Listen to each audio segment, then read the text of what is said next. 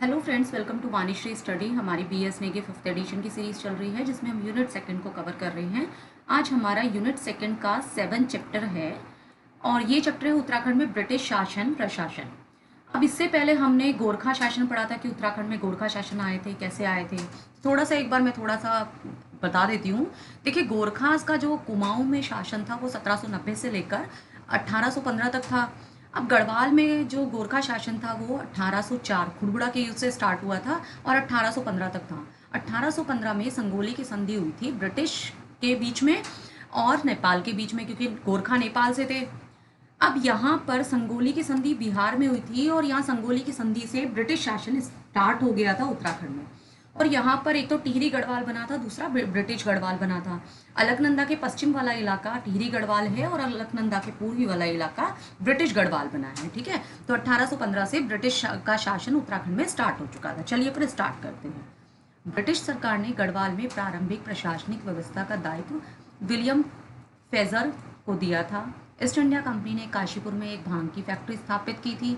काशीपुर उधम सिंह नगर में पड़ता है। ठीक है, तो याद रखिएगा काशीपुर कहाँ है, उधम सिंह नगर में। 1802 में लॉर्ड वेलेजली ने मिस्टर गॉट को कुमाऊं क्षेत्र के जंगल, जलवायु और साधारण परिस्थितियों के निरीक्षण के लिए भेजा था। 1811 में मेजर हियरसे ने स्थानीय जमींदारों से मसूरी जमीन खरीदी थी, जिसे 1815 में ईस्ट इंडिया कंपनी को बेच दिया था। तो ये इंपॉर्टेंट है, याद रखिएगा ये पॉइंट कि 1811 में मेजर हियरसे ने एक स्थानीय जो जमींदार थे वहाँ से मसूरी में ज़मीन खरीदी थी और उस ज़मीन को 1812 में उसने ईस्ट इंडिया कंपनी को बेच दी थी। अब ये वाला पॉइंट भी इंपॉर्टेंट है कि 1815 में, ये मैंने अभी बताया भी था आपको, 1815 में उत्तराखंड में ब्रिटिश शासन प्रारंभ हुआ। गढ़वाल दो भागों में विभक्त हो गया, दो भागों में बट गया। एक तो ब्रिटिश गढ़वाल है, दूसरा टिहरी गढ़वाल है। ब्रिटिश गढ़वाल है अलकनंदा नदी के पूरब वाले भाग जो है वो अंग्रेजों के अधिकार में आ गया था और अलकनंदा के पश्चिम वाला जो भाग है वो टिहरी गढ़वाल कहा गया। और टिहरी गढ़वाल में जो शासन था वो सुदर्शन शाह से स्टार्ट हुआ है। सुदर्शन शाह एक परमार शासक ही रहे हैं। ठीक है, मई 1815 में एडवर्ड गार्डनर ब्रिटिश कुमाऊं का प्रथम कमिश्नर बना और उसके सहायक विलियम ट्रेल बनाए गए। देखिए, 1815 में ब्रिटिश का शासन था। अब ब्रिटिश के शासन में इन्होंने ब्रिटिश कुमाऊं का कमिश्नर बनाए हैं। ठीक है, वहाँ पर प्रशासन जो है कमिश्नर के अंडर में होता था। और ब्रिटिश शासन के समय कुमाऊं में कुल 23 कमिश्नर बने हैं। एक कमिश्नर बाद में बना है 1947 के बाद। ठीक है, तो 23 ब्रिटिश शासन में 23 कमिश्नर बने हैं। देखिए, जो 23 कमिश्नर हैं उनके नाम आप पूरे अच्छे से याद रखिएगा, थोड़ा एक बार दो बार देख लीजिएगा क्योंकि वहाँ से भी क्वेश्चन पूछे जाते हैं। ठीक है, प्रारंभ में ब्रिटिश कुमाऊं में नॉन रेगुलेशन या गैर विनियमित क्षेत्र के रूप में शासन चलाया गया। नॉन रेगुलेशन प्रांत का प्रशासन गवर्नर या लेफ्टिनेंट गवर्नर के अधीन मुख्य आयुक्त द्वारा प्रशासित होता था। टिहरी रियासत में ब्रिटिश सरकार के प्रतिनिधि के रूप में कुमाऊं कमिश्नर को अधिकार दिया गया। 1825 से 42 तक देहरादून का कमिश्नर टिहरी रियासत में ब्रिटिश एजेंट के रूप में काम किया है उसने। और टिहरी रियासत को 1937 में पंजाब हिल स्टेट एजेंसी के साथ संयुक्त किया गया। ये पॉइंट इंपॉर्टेंट है। 1864 में कुमाऊं कमिश्नर का पद स्वयं एक उच्च न्यायालय का पद बन गया था। 1839 में कुमाऊं कमिश्नर के तहत ब्रिटिश गढ़वाल जिले का गठन किया गया। ये क्वेश्चन पूछा जाता है कि तराई जिले का गठन कब किया गया था, तो 1842 में किया गया था। ये भी क्वेश्चन इंपॉर्टेंट है कि 1921 में कुमाऊं कमिश्नर की जनता को विधानसभा में प्रतिनिधि भेजने का अधिकार प्राप्त हुआ था। तो ये 1921 में हुआ था। ठीक है, अब ब्रिटिश काल में कुमाऊं में 19 परगने, 125 पट्टियाँ और गढ़वाल में 11 परगने और 86 पट्टियाँ थी। ब्रिटिश शासन के समय कुल 23 ब्रिटिश कमिश्नर थे और एक भारतीय कमिश्नर जो था 1947 से 48 उसका कार्यकाल रहा है, KL मेहता। देखिए, इस बुक के अंदर BS नेगी में 23 के 23 कमिश्नर के बारे में नहीं दिया हुआ है, मतलब इनका पूरे नाम नहीं दिए हुए हैं, इंपॉर्टेंट दिए हुए हैं। आप 23 के 23 कमिश्नर परीक्षावाणी से आप कवर कर लीजिएगा, परीक्षावाणी में ये सारे के सारे दिए हुए हैं। ठीक है, अब उत्तराखंड में ब्रिटिश कमिश्नर है। देखिए, काफ़ी इंपॉर्टेंट है, यहाँ से पूछे जाते हैं क्वेश्चन। पहला जो कमिश्नर था एडवर्ड गार्डनर था। ठीक है, 1815 में, मई 1815 में गार्डनर को ब्रिटिश कुमाऊं का प्रथम कमिश्नर, पहला कमिश्नर नियुक्त किया गया और इसका कार्यकाल की बात करें तो 9 महीने था। अब संगोली की संधि कब हुई थी? 1915 में हुई थी, और नेपाल ने जो उसको एक्सेप्ट किया था 1916 में एक्सेप्ट किया था।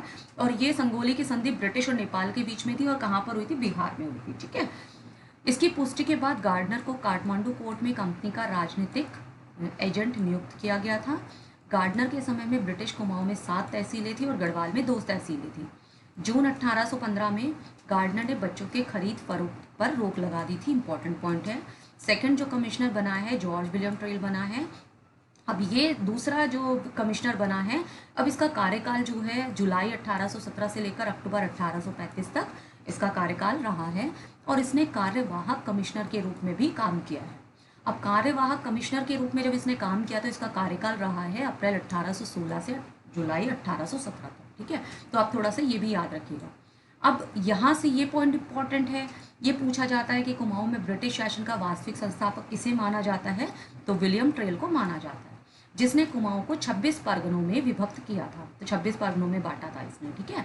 अब प्रशासनिक सीमा को लेकर ट्रेल व मुरादाबाद के कलेक्टर हॉल हेड के बीच विवाद हो गया था, जिसका निस्तारण 1825 में बोल्ड सरन ने किया था। तो उसका निस्तारण किसने किया था? बोल्ड सरन ने 1825 में किया था।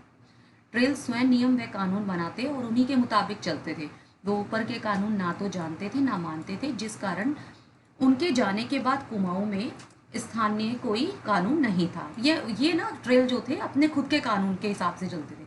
अब ये पॉइंट इंपॉर्टेंट है, ये पूछा जाता है कि ना वकील ना अपील ना दलील, तो ये किससे संबंधित है? ट्रेल से संबंधित है, विलियम ट्रेल से। ठीक है, तो ये याद रखिएगा। अब ट्रेल के समय सरकारी तौर पर फैसले होते थे, जिसे ना वकील ना अपील और ना दलील कहा जाता था। अब ये पॉइंट भी इंपॉर्टेंट है। एटकिंसन ने ट्रेल के शासनकाल को माँ बाप सरकार सख्त तथा तंती बताया है।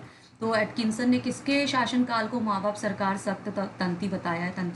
तंत्री बताया है। ये बताया है ट्रेल के शासनकाल को। ठीक है। अब ट्रेल ने एक पुस्तक भी लिखी है जिसका नाम है स्टैटिकल स्केच ऑफ कुमायूनी। तो ये पुस्तक भी आप याद रखिएगा। अब ट्रेल पर ईसाई होते हुए हिंदू धर्म के प्रचार प्रसार का आरोप भी लगाया गया था। अब बात करते हैं, ट्रेल ने हरिद्वार से बद्रीनाथ केदारनाथ तक सड़क का निर्माण भी करवाया। ठीक है, और जो भोटियों को लगान माफ़ी भी दी थी इसने, ट्रेल ने। ये इंपॉर्टेंट है, ट्रेल ने उत्तराखंड में डाक सेवा लागू की थी। तो उत्तराखंड में डाक सेवा किसने लागू की थी? ट्रेल ने लागू की थी। ठीक है, सर्वप्रथम इसने 1815 में डाक सेवा कहाँ कहाँ लागू की थी? सबसे पहले अल्मोड़ा और श्रीनगर के बीच में इसने शुरू की थी। ठीक है। अब बात करते हैं ट्रेल के समय 1816 में अल्मोड़ा और 1821 में पौड़ी के जेल की स्थापना भी हुई थी यहाँ पर। तो ये भी इंपॉर्टेंट पॉइंट है दोनों।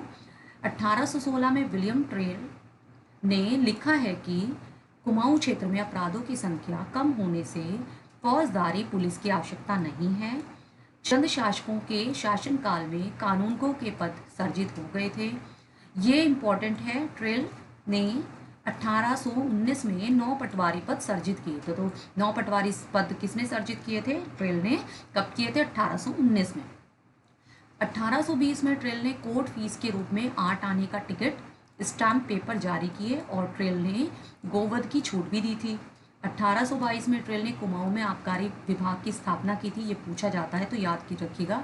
कुमाऊं में आबकारी विभाग की स्थापना किसने की थी? विलियम ट्रेल ने की थी 1822 में। ठीक है, ये भी इंपॉर्टेंट पॉइंट है। 1822 में ट्रेल ने कुली बेगार प्रथा के विकल्प रूप में खच्चर सेना की स्थापना की। तो खच्चर सेना की स्थापना किसने की थी? 1822 में ट्रेल ने की थी। ये भी इंपॉर्टेंट है। डबल लॉक व्यवस्था लागू की थी, ट्रेल ने की थी 1824 में। ये सरकारी खजानों के नियंत्रण के लिए थी। ठीक है, तो ट्रेल ने 1824 में सरकारी खजानों के नियंत्रण के लिए डबल लॉक व्यवस्था लागू की थी। अब 1824 में ट्रेल के समय कुमाऊं में दास दासी बेचने की प्रथा समाप्त हुई है। तो दास दासी बेचने की प्रथा समाप्त हुई है किसके काल में? ये ट्रेल के समय हुई है 1824 में, और 1829 में सती प्रथा समाप्त हुई है। ठीक है, अब ट्रेल ने 1829 से 30 में नदियों पर लोहे के सस्पेंशन पुलों का निर्माण करवाया था। 1833 में ट्रेल के समय देसी चिकित्सा की नियुक्ति अल्मोड़ा में हुई थी, अल्मोड़ा में की गई थी। तो देसी चिकित्सक की नियुक्ति कहाँ पर की गई थी ट्रेल के समय में? 1833 में अल्मोड़ा में की गई थी। ये पॉइंट इंपॉर्टेंट है। 1835 में ट्रेल ने रुद्रप्रयाग से केदारनाथ, ऊखीमठ से चमोली, कर्णप्रयाग से चांदपुर गढ़ी तक सड़क का निर्माण करवाया। 1 दिसंबर 1835 को ट्रेल सेवानिवृत्त हो गए थे। तो इनका कार्यकाल समाप्त कब हुआ? ये 1 दिसंबर 1835 में, ठीक है, ये सेवानिवृत्त हो गए थे। अब ट्रेल के इस बाद कुछ समय के लिए मॉसले स्मिथ ने कमिश्नर का कार्यभार संभाला था। कब से कब तक संभाला था? 30 नवंबर 1835 से 6 अप्रैल 1836 तक इसने कार्यकाल संभाला था। अब अगर कुमाऊं कमिश्नर के तीसरे कमिश्नर जो थे वो थे कर्नल जॉर्ज गोबान। इंपॉर्टेंट है कर्नल जॉर्ज गोबान। अब इनका जो कार्यकाल रहा है 1836 से 38 तक रहा है। गोबान को अनुभव विहीन कमिश्नर के तौर पर आलोचना का सामना करना पड़ा था, जिसकी अयोग्यता की पुष्टि के लिए वरिष्ठ बोर्ड सदस्य रॉबर्ट मार्टिन्सबर्ग अल्मोड़ा आए थे। तो अनुभव विहीन कमिश्नर के तौर पर आलोचना का सामना किसे करना पड़ा था? कर्नल जॉर्ज गोबान को करना पड़ा था। अब गोबान ने सदर अमीन पद का भी सर्जन किया था 1837 में, ये भी याद रखिएगा। गोबान के समय 1837 में को कुमाऊं का पहला पुलिस थाना अल्मोड़ा में, और जिसके बाद में 1843 में नैनीताल में और 1869 में रानीखेत में पुलिस थाना स्थापित हुए थे। तो गोबान के समय पुलिस थाना, पहला पुलिस थाना 1837 में, दूसरा नैनीताल 1843 1843 में, तीसरा रानीखेत में पुलिस थाना जो है 1869 यानी कि 1869 में स्थापित हुआ था। कर्नल गोबान के समय बाल विक्रय और महिला विक्रय प्रथा पर का अंत हुआ था। तो ये याद रखिएगा, बाल विक्रय और महिला विक्रय प्रथा का अंत जो हुआ था कर्नल गोबान के समय में हुआ था, ठीक है। अब बात करते हैं फोर्थ नंबर का कुमाऊं कमिश्नर जॉर्ज थॉमस लूशिंगटन है। 1838 से 1848 तक इनका कार्यकाल है। अब 30 नवंबर 1838 को नया कमिश्नर लूशिंगटन बना। लूशिंगटन के समय 1839 में हडलस्टन ने श्रीनगर में एक स्कूल की स्थापना की। 1839 में कुमाऊं कमिश्नर के तहत पृथक 2 गढ़वाल एवं कुमाऊं जिले का गठन हुआ। लूशिंगटन ने 1840 में बद्रीनाथ केदारनाथ मार्ग पर यात्रियों की सुविधा के लिए असिस्टेंट सर्जन की नियुक्ति की थी।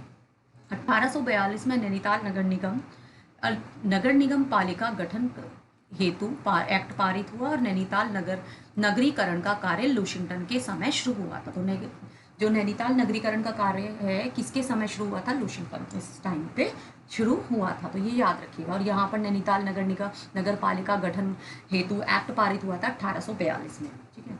अब ये भी इंपॉर्टेंट पॉइंट है, लूशिंगटन ने बैटन को बंदोबस्ती अधिकारी नियुक्त किया था। जो बैटन है अभी आगे चल के ये जो है 5th नंबर के जो कमिश्नर बनेंगे, कुमाऊं कमिश्नर बनेंगे।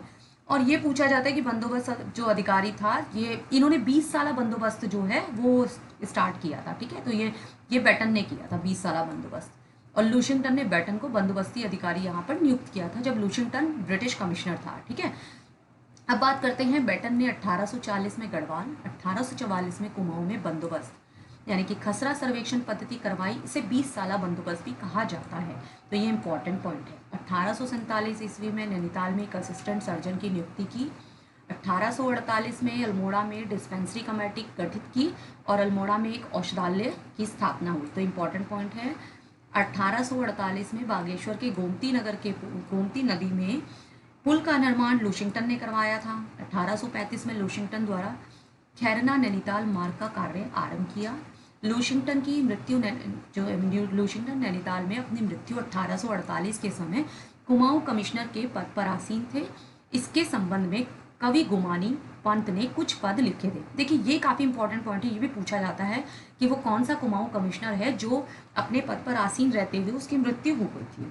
तो किसकी मृत्यु हुई थी? लूशिंगटन की मृत्यु हुई थी नैनीताल में 1848 में, ठीक है। अब बात करते हैं 5वें कुमाऊं कमिश्नर की, जॉन हैलेट बैटन। 1848 से 56 में ये कमिश्नर कुमाऊं के कमिश्नर रहे हैं।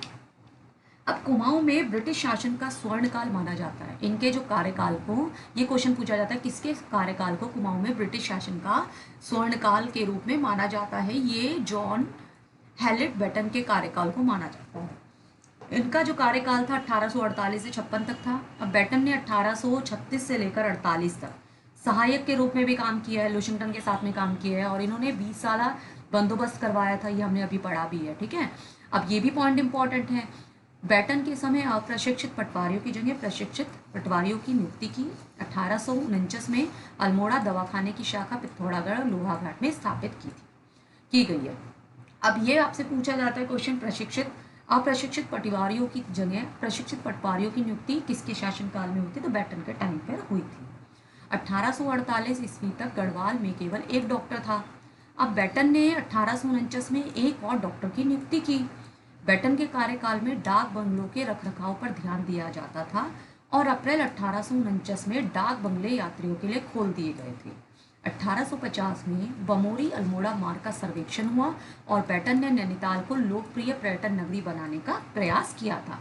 1850 में लंदन मिशनरी सोसाइटी की स्थापना अल्मोड़ा में पादरी रेवरेंड ने की थी। ये क्वेश्चन पूछा जाता है कि लंदन मिशनरी सोसाइटी की स्थापना कहाँ पर हुई है? अल्मोड़ा में। किसने करी है? पादरी रेवरेंड ने। कब की है? 1850 में। तो 3-4 क्वेश्चन यहाँ से बनते हैं, आप इसको ध्यान दीजिएगा पॉइंट को। कमिश्नरी स्टैची द्वारा गढ़वाल में लोहे के प्रथम सस्पेंशन पुल का निर्माण 1853 में श्रीनगर में पूर्ण करवाया था। ठीक है, अब बात करते हैं बैटन के समय 1855 में कुमाऊं कमिश्नर का कार्यकाल अल्मोड़ा से नैनीताल में स्थानांतरित किया गया था। ये काफ़ी इंपॉर्टेंट पॉइंट है, ये भी पूछा जाता है। देखिए, पहले जो कुमाऊं कमिश्नर का कार्यालय था, अब इसका कार्यालय अल्मोड़ा में था। अब बैटन के समय 1855 में ये जो कार्यालय था, अब ये कार्यालय अल्मोड़ा से नैनीताल में स्थानांतरित कर दिया गया है। किसके टाइम पे? ये बैटन के टाइम पे। ठीक है, अब बात करते हैं सर हेनरी रैमजे, बहुत इंपॉर्टेंट है। 6 नंबर के ये कमिश्नर रहे हैं, 1856 से लेकर 1884 तक रहे। सर हेनरी रैमजे 1856 से 1884 तक इनका कार्यकाल रहा है। देखिए, इन्होंने अलग अलग पदों पर, यानी कि विभिन्न पदों पर 44 साल 44 ईयर्स तक काम किया है और 28 साल तक 28 ईयर्स तक ये कमिश्नर के रूप में इन्होंने काम किया है। ठीक है, कुमाऊं में। तो इन्होंने 44 साल तक तो अलग अलग पदों पे काम किया है और 28 साल के लिए कुमाऊं के कमिश्नर रहे हैं। ठीक है, अब ये जो इनका मूल जो निवासी है ये स्कॉटलैंड के हैं और ये गवर्नर जनरल जो डलहौजी रहे हैं उनके चचेरे भाई थे, चाचा के बेटे थे। ठीक है, अब चचेरे भाई ये जो डलहौजी हैं ये गवर्नर जनरल रहे हैं 1848 से 56 के टाइम पे। ठीक है, और अगर 56 से बात करें तो गवर्नर जनरल लॉर्ड कैनिंग 1857 की क्रांति के समय गवर्नर जनरल जो थे वो थे, मतलब भारत के गवर्नर जनरल थे, लॉर्ड कैनिंग थे। ठीक है, तो ये जो गवर्नर जनरल रहे हैं डलहौजी रहे हैं 1848 से 56 तक। इनके बाद कैनिंग बने थे, तो वो उनके चचेरे भाई थे हेनरी रैमजे। ठीक है, अब रैमजे का जो विवाह है, जो पहले पूर्व कमिश्नर लूशिंगटन की बेटी से हुआ था, हमने लूशिंगटन अभी पढ़ा था, उनकी बेटी से इनका विवाह हुआ था। 1884 में सेवानिवृत्त होने के बाद 1892 तक ये अल्मोड़ा में ही रहे हैं। कुमाऊं में, अब ये पॉइंट काफ़ी इंपॉर्टेंट है, ये वाला और ये वाला। अब कुमाऊं में रैमजे को रामजी साहब और कुमाऊं का बेताज बादशाह और मुकुट रहित राजा कहा जाता है।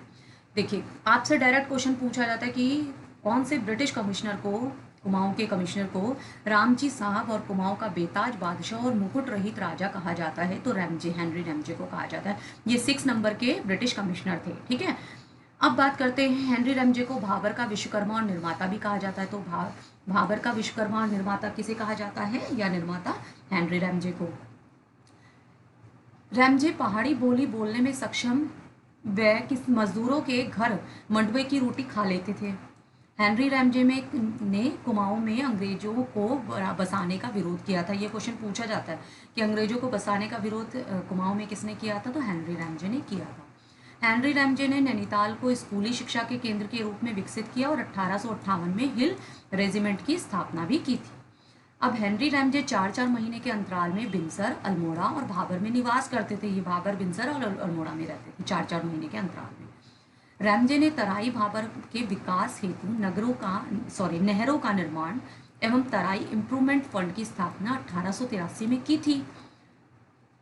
1867 में नैनीताल में प्रथम बार भूस्खलन हुआ।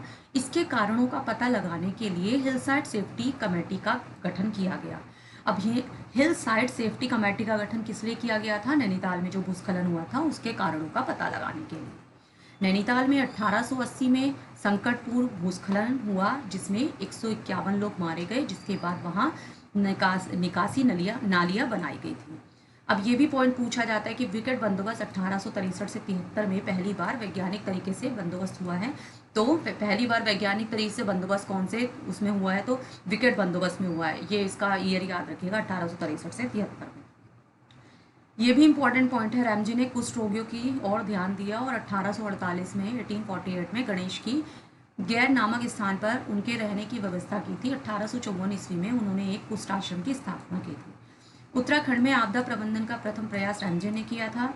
1857 में के सैन्य विद्रोह के समय कुमाऊं कमिश्नर हेनरी रैमजे थे। रैमजे स्वयं कंजर्वेटर के पद पर कार्य करते हुए 1858 में ठेकेदारी प्रथा को समाप्त किया और 1861 में जंगलात बंदोबस्त करवाया था। तो ठेकेदारी प्रथा को समाप्त किसने किया था? रैमजे ने किया था 1858 में। और जंगलात जो बंदोबस्त था वो किसने करवाया था? रैमजे ने 1861 में। वनों के बचाव में संवेदनशीलता लाने का श्रेय भी हेनरी रैमजे को दिया जाता है।